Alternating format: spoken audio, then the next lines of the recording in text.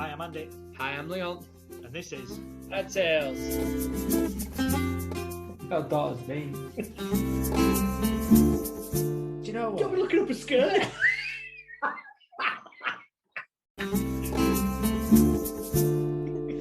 got my socks on. I don't care, I'm really sick. Happy Dad Tales Day. Happy Dad Tales Day. Right, this is very different. This is an unusual episode. And we should just mention, if you have children maybe listening, this is an adult version. Yes. This is Dad Tales After Dark. Because what we're talking about. Vasectomy. You was trying to think of another word then, weren't you? Like, right, so we're going to talk about this because I'm going to do it. You've done it. Yeah. And let's be fair, you found utter delight in talking me through everything that's Oh, bad. yeah. I hope you're in as much pain as I was. That's all I can say. Yeah. I got no sympathy either. No, well, I can imagine that there's not going to be a lot of sympathy floating around. I suppose I've got to a point, certainly with my age, I just think I need to do this. Yeah, I just think it's something that I need to do. I've hit that certain age. But you're obviously younger than me. You've had yours done a few years ago. So what was your thought process? Just that... Didn't want any more kids. And I suppose, to a certain degree, that's quite a difficult decision to make, isn't it? Well, we always said... Do you not think when you've got your kids, you go, I wonder if I can do better? all the time. Too late now. I don't think it's going to happen. But yeah, so when we had Ava, and then we said if we end up with another girl, we'd probably go again and see if we get a boy, and if not, just 3 girls and done. But because we got one of each, we just thought...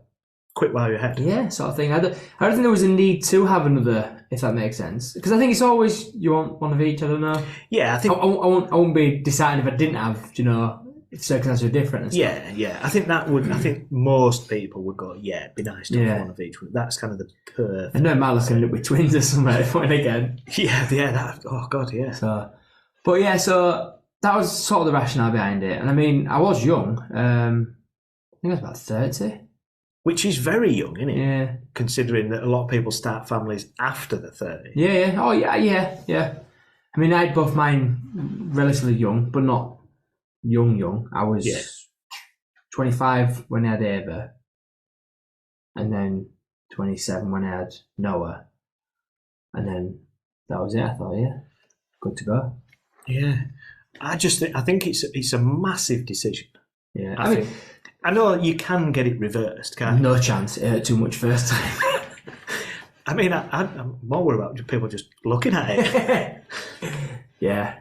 Oh, there's some bad times to come with this thing. Right, so before we get into that, you've got to go through that decision-making process. Start with.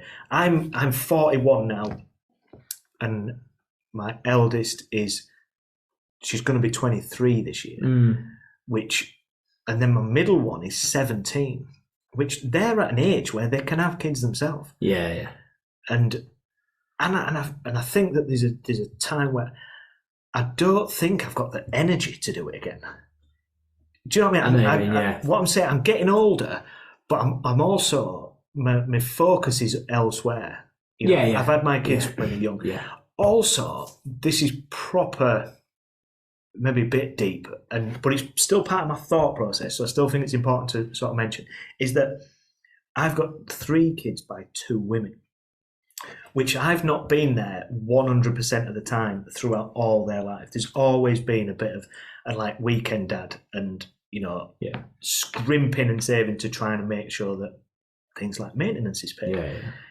And that worry that was to happen again and then not have that. And I know that's a very weird conversation to have with somebody. But again, that's what's going on in my mind, to think, what if it don't work out? I don't want to be that part-time parent again. Yeah. So it's all them saying, finance, I know you always find the money. You can manage, can't you? And there's always things, you don't have to have the poshish pram and all that stuff. So finances come play a part in it. And I'm probably only at a point now, especially after a few years of being proper skint and, being in massive debt, that I'm a little bit clear of that now. Yeah. So And again, I suppose that sounds a bit selfish, but it's still part of my thought process that I've kind of done it. And wherever I can now, because, you know, kids are growing up, if I've got money that I can just support them with, I don't want to have to go, oh no, I can't buy that because I just bought a shitload of nappies. Yeah. So that's sort of my thought where I'm at. So I think it's time to be responsible. I think that's it. It's making sure your circumstances are right, because, like I say, you've already got 3 kids to still look after and depend on you, sort of thing.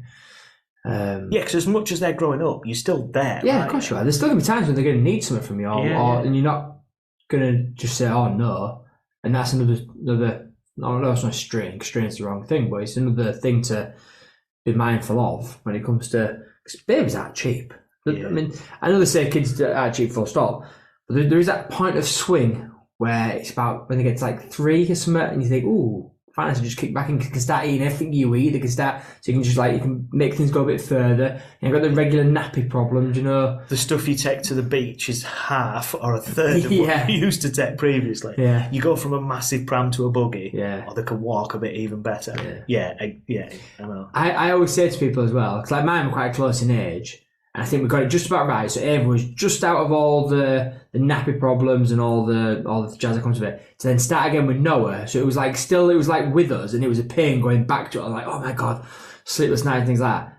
But I always chuckle or laugh. People have got a big age gap, and I'm like, oh, yeah, because that's going to be a bigger shock going from you proper in your comfort zone. Where if you've got like a kid who's like 6, where they're at school, and you're you got your independence, you got your daytime and things like that, and you think, oh, that's going to play havoc with your routine, because you then end up with a kid who's by the time that kid gets to sort of semi-independence, this kid's now full independence and requiring to go to clubs, etc. Needs driving here, there, and everywhere. There's different finances going on. You've got this big juggle of 2 kids that are different eras. Yeah. But you'll have experienced yourself. Do you know what I mean? Absolutely. Yeah, because there's a bit of an age between my 3. So yeah, I've definitely had that. And as well, when there's the whole other thing of their thoughts as well, like jealousy and stuff like that. Going, oh, you're not paying me attention now. So like say Ellie's grown up, she's got her own life, and Lexi's sort of there and thereabouts. Sort of, next year, depending on what she decides to do, she might be going to university. So that completely opens a new kind of ball game, doesn't it? So I've kind of just, as weird as it sounds, starting to build a different relationship with Andy, because it's kind of just me and her. Yeah. So we've got to find things that we're commonly interested in, so we can bond and create that as well. And I'm building that now. And obviously she's 10 now. It's not like I've never had that, but it's a different relationship because there's nobody else with us. No, it's just because obviously you had to find a compromise that both are happy to do. Whereas now it's actually, what do you want to do? We can work it out. And obviously we can talk differently because there's not a third party there to not manipulate the conversation. That's the wrong word, but to be involved in that conversation where she might sit back and just listen a little bit. So it's different. So this is sort of the journey, I suppose. And we'll do this in however many episodes it's going to be. Snipping together. Literally. So what, because you've been through this, what do I expect? Well, do you know what? Sorry, I just completely interrupt you. One thing I've not been taught, and this is something I think we've probably talked about, but the old tapping off bit. Nobody's really explained that. They'll tell you that after you've had it done. They'll give you a leaflet. So don't do it when I get there. No. I don't recall you had to empty prior to come in, but as you leave, you're given two tubs. How big are we talking? Well, I couldn't fill them. Put it that way. What did you have to fill them with? The white stuff. But so it's only after you have to. And it's weeks after as well. They give them ready to go, and they've got your name on, like a blood sample bag sort of thing, but a little bit bigger because I've just got a big tub in it. You have to do 2 samples, and I think you do them don't quote me, but I think it's 4 weeks after or 8 weeks after, and then 12 weeks after. Do you put the cup at one side of the room and see if you can get it in? No superpowers, but I mean, and do you get? Is there a certain time you have to do that? So like, no, just like people at work will nip out for a fag. Yeah, you have to turn to the tubes out. But there's a thing that's when I was going before I had it done, someone was trying to tell me you have to do it 100 times before you can do the specimens. 100 times? What? And how long? Well, in your 4 weeks. Wow. I was thinking, something like that. It's like I'm 13 again. You have to do so many to clear it out or sort of thing. But I don't remember reading that. I just remember it as a case of I don't think it specified that you need to do so many before you do the sample. I think it's just a case of make sure you've emptied a couple of goes before you then produce your specimen. And do you get like a certificate? Oh, mate, you get a letter. It's brilliant. It says, congratulations, you are impotent. You're no longer a You're man. impotent. Is that what it says? Yeah, congratulations, you're impotent. What if it done? What if it don't work? I tell you. Does it? So You have to go again. No. You do know this isn't 100% foolproof either. Yeah, I've heard that. Well, I say that, but no. The tubes can sort of come back together a little bit, and because what they do is Wrong phrase of term. I think mine aren't tied. Mine are cut and seared, like burned. So I think I've had mine seared. Whereas over the years, there's been different ones. I think there's been cut, tie, and then like you got a gap missing, if that makes sense. And I think there's cut and like burn the ends, sort of thing, which I think I've got. And either way, both I think can sort of like come back together, and that's it. The tubes realign. Those little swimmers are coming back through. Wow. Do you know what I still can't get my head round? I still don't get it. I've not even bothered googling how this happens. Which head? And what are you trying to put it round? But if my tubes have been cut, if that makes sense, so they've been cut to stop the swimmers getting through, what's coming out? Where's the swimmers? What's the white stuff? They are the swimmers out there. I mean, I don't get how they're dud swimmers. I'm going to worry about sneezing. Yeah, don't worry about that. Yeah, but I've not googled enough to understand. You see, I've googled nothing just in case I come across a video. Oh yeah, so with two bricks and just clapping together. Yeah, I don't. Yeah, so this week, what? So when I turn up on the day, what am I expecting? What's going to happen? Walk into a room. Yeah. Sit down. Because the other thing is, if you ever have to get your tackle out for any particular reason, it doesn't do you any favours, does it? Oh, I know. Proper shrivel up in shame of being thingy. They lay you on a bed. Well, they tell you to take your pants off first. Right, so pants-wise, are you underpant briefs? I was after, and I was given some advice from someone to buy not a jock strap, but some really good supportive wangers. Right. And I've not worn underpants, like proper old man's underpants, since playing football. So when I played football... Who's old man underpants? Coming down the street. Is that the guy that took you fishing? Yeah. But when I played football, I couldn't play football in boxers. Because the amount of times I get a slap on the leg and I've been laid on the floor in agony. But anyway, so I had to wear like, they're not briefs, are they? They're underpants, aren't they? Full on underpants. So I had to wear underpants. So I didn't have any in. Do you know what I mean? So I had to go buy some, but I bought some proper old school granddad styles that were massive because let's be honest, older people are a bit more hanging as they get a bit older. So I got some really good like cup support, and it was a saviour. It was the best thing in the world. Right, so I've bought some underpants. Yeah, please tell me you bought like old man style, because I've told her of this. I mean, they're not the most attractive looking things. Oh, yeah, they don't. But put it this way, as soon as those blums get a bit warm, they'll drop, won't they? As soon as they start dropping, there's agony there.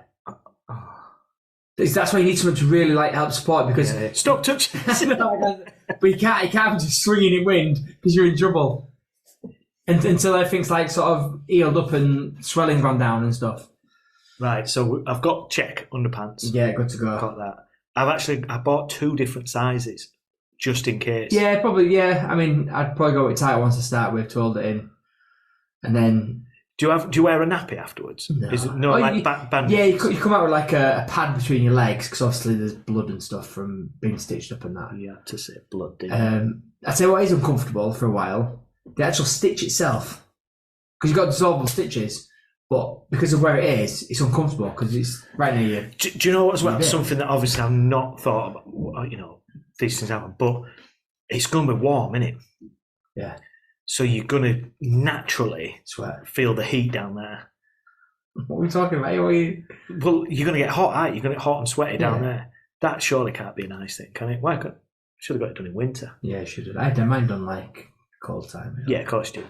That's what I thought about it, didn't I? When I had mine done? I had mine done January, February time. Well, like coldest 2 months a year. Yeah, January, February time. Did it take that long? Yeah, I can't remember what it was. Started it in January. I took a week off work though. Yeah.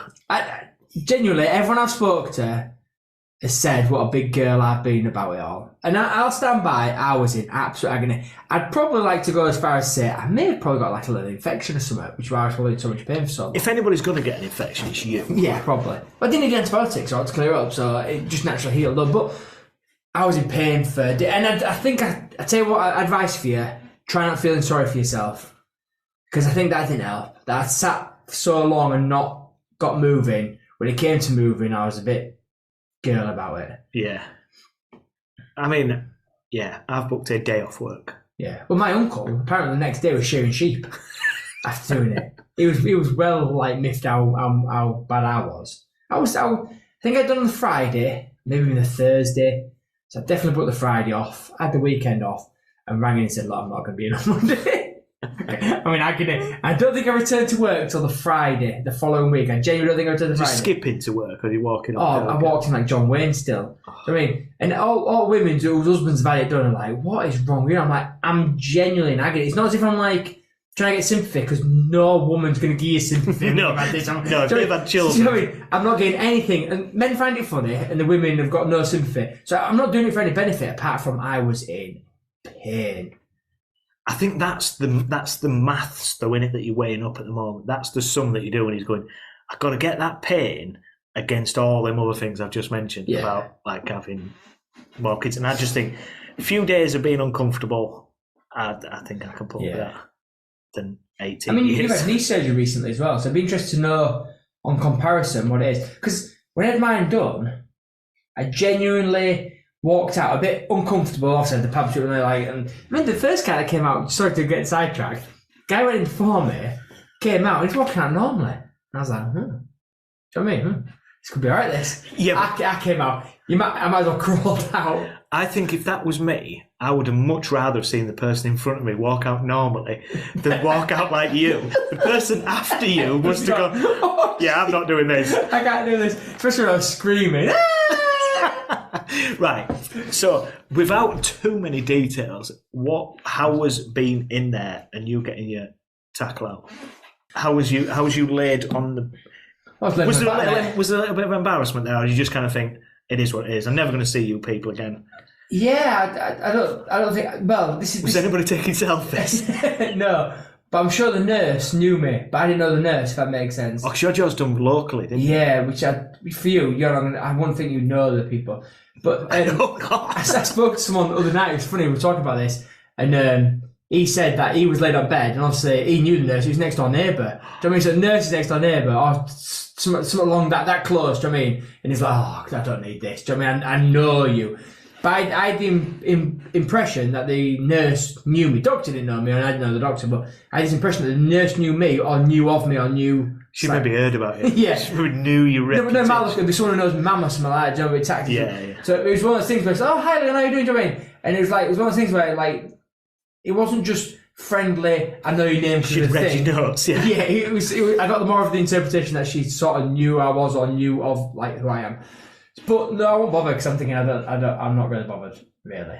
Just get those scissors out and get cutting away, mate. Yeah, we've talked about this before. We've both been for checks down there, because we thought there's maybe something not quite right.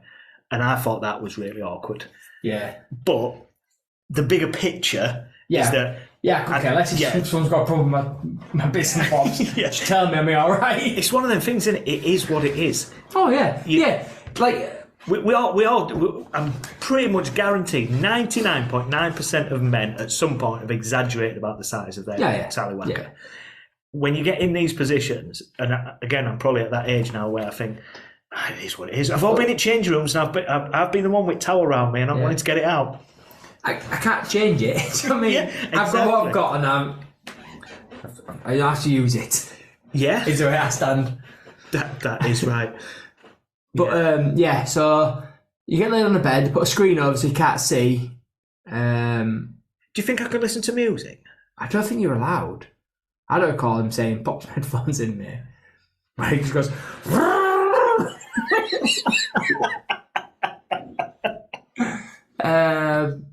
So and then like the things that I remember, we're talking good 5 years ago now, no 6 years ago. I remember them. Obviously, you're numb. You don't feel out. You've got to feel a little prick. Well, yeah, you feel Somebody does. that hurts a little bit because obviously the actual prick itself you don't feel, but It's the numbing thing. yeah, you feel that liquid going, and it just feels good, not painful.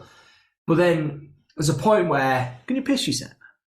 no, it's not like a epidural. It's just a local anaesthetic in your testes, so you Oh, in your testes. can't feel it. But there's a point where you can't feel no, but you can feel he's moving and manipulating and moving things like. I mean, he injected me, but he injects your actual tubes and your testicles. He injects them, so they're all numb. You just said that, and everything's literally just gone inside me. But there's a point where it cuts your sack. I felt that because obviously they've not numbed my actual skin on my sack. They've numbed my tubes and my thing. So I felt the actual nick of the cut of the thing. But once again, I don't know if that was because it was early doors and nothing's kicked in enough yet. It's early doors like he was brand new. Yeah, It's his first one. But there is a point where, like I say, you can't feel nothing, but you can feel that there's movement there. And he was pulling my tubes, and obviously he's pulling them to manipulate them so he can cut them, do whatever he needs to do. And I don't know if I'm left or right, but every time I pulled on it, it felt like my lungs were being pulled out of my throat. He like sort of pulled me down from my stomach. I was like, pipeline. I don't like that. So yeah, you've got a lot to look forward to. But then again, he might be gentle with you or she. I don't know if male or female doctor. I think the more I know about it, the less I want to know about it. Yeah, I think all I'm looking much. at, it's a little bit like when I had my knee done. I Googled stuff afterwards because I didn't want to think about what I was doing. And that'll probably be the same case on this. But I get that the process, and I get that obviously it's going to be numb and stuff. And I've had, obviously, like, we've had teeth out and stuff, or drilling in your teeth, so it makes your face numb. And although you can't feel it, it's uncomfortable knowing that they're dragging your face around and stuff. And I get that. And it's with a pretty sensitive part of your body, isn't it? Yeah. But one false slip and tails off. Wow. You didn't say anything like that before. But no, I think his tools in that practice is quite small that he uses. So is mine. I tell you what I did get, and now I don't know if someone's told me this or I'm misremembering it was me who had this. So bear with me. So it might not be me, but it might be someone told me. You can smell the burning of the tubes. Now, I can't remember if I can concur that happened or I couldn't smell no, but I've been told when they're burning the tubes, you can smell like burning flesh, sort of thing. So that's something to look forward to. Yeah, that's going to be fun. So this is obviously. We'll do post. Will we do post? Well, as long as it goes ahead. No. No, I mean, because we record on a Sunday, don't we? Yeah, this might be post. post. Yeah. When you get a message saying we're on a break. Yeah, I've got another recording just in case we need to snip one in here. Snip one in. Oh, man. Snip. At least I'll know afterwards. You'll stop sending me pictures of scissors. Yeah. Yeah, I enjoy that though. Yeah, I don't. Right, part 1, done. Have you spoken to anyone else about it, apart from me? No. So you get it all from me who's trying to scare you? Yeah, I think I've spoke to... My brother's had it done, and one of my mates... I bet he was really brave one. He said, didn't bloody I didn't feel a bloody thing. Yeah, I think he was lunging in afternoon. Lies.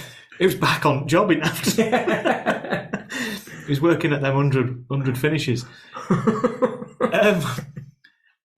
And I honestly, because it's only something I've thought about over the last sort of few months, when people have talked about it, I've kind of half listened and kind of maybe laughed along at their pain and misfortune and stuff, because I've never kind of thought, yeah, that could be me one day. So it is literally in the last few months I've kind of gone, yeah, I think I need to do this.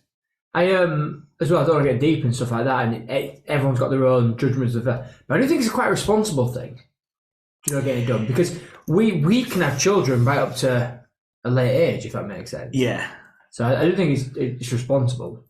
Yeah, I think that like say one mistake, whatever you want to call it. I was a mistake. And you're still making mistakes. Yeah, that's it. Obviously, like ladies aren't going to be having babies in 70s and 80s, either, but men can. Yeah. Like I've always said though, like even if me and Amy split, I don't want another family.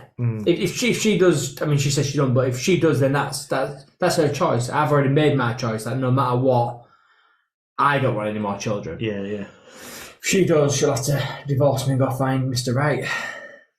Nobody knows where he is. No, well, it's hard to beat me, to be fair. Right, part 1 done. We'll be back for part 2. I can't wait. Hopefully.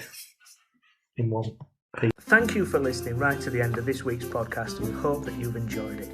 Follow us on Twitter and Instagram at dad_tales_, or get involved by emailing us at dadtales@outlook.com. You can also now join our Facebook page by searching Dad Tales. Keep the feedback coming. We are genuinely humbled by all the input and the comments you are providing us. Stay safe, celebrate small victories, and keep smiling.